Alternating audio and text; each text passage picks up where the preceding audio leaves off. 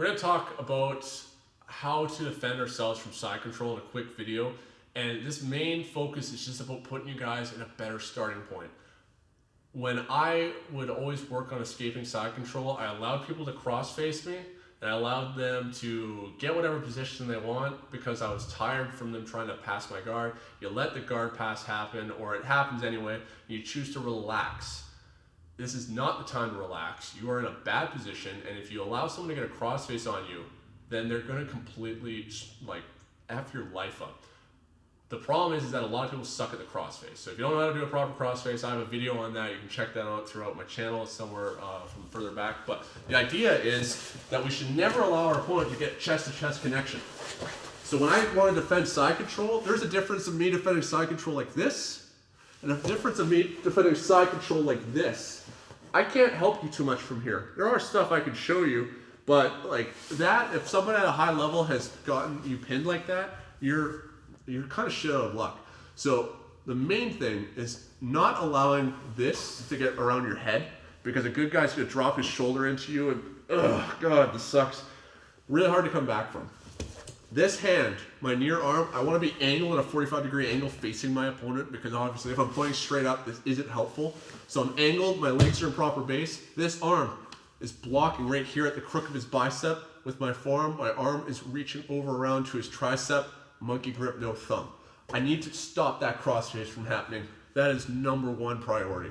This arm is framing against his shoulder and across his chest, sometimes his neck. Like, I got a long reach, so I love putting my forearm into their neck because it's obviously very uncomfortable. I'm trying to have my hand at one shoulder and my elbow as far to the other shoulder as possible. Doesn't have to be all the way, depending on your height and length relative to your opponent, but I'm here. So now if Corey's trying to drive weight into me, I'm able to actually absorb it. If I'm facing straight up and I block like this, if he drives into me, he just accesses my body as a lever and starts to redirect me. We need to match the force vectors. So if you don't understand the force vectors, then look at my second video of the Science Behind Your Jiu-Jitsu, episode 2, force vectors and planes. So let's back up a little bit, Corey. So here, if like my guard's getting passed and I realize what's happening, I have to put all my resources into blocking this arm in some way. So here I even went a little bit deeper down to his bicep, and the wrist, my elbow is keeping him away from connecting to my chest.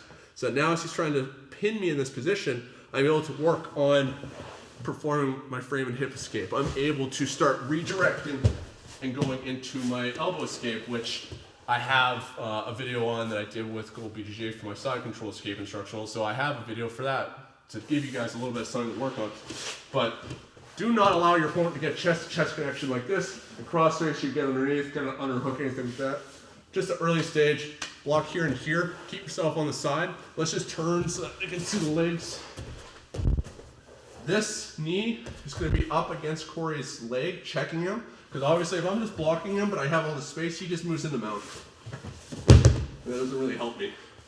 I need to make sure that this leg is just kind of tight up against him. Not like this, because this just creates a frame to a lever where he'll redirect me. If I put my leg on top, then it's extra useless. No reason to do that. So keep it in base, or even a little bit off the ground, that's fine, but it's tight up against your opponent's hips, that if at any point Corey tried to move into a mount or something, I'm able to start bridging and bumping him, which is going to allow me to start creating opportunities to escape. This leg is my main leg that's in strong base, because the left side of my body is what he's trying to push back down to the mat. It's off the mat right now. If I don't have this position properly, like, he's just going to flatten me out.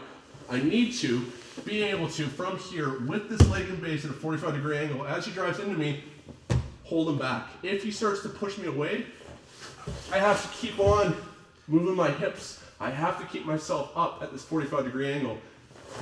If I end up flat on my back, then, man, I've lost the ability to create any momentum because I have no more space behind me, and it's going to be a very difficult time to escape. So just a quick tip for you guys to escape side control.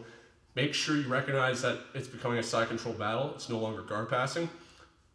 Frame, block that crossface, and you're going to have such an easier time.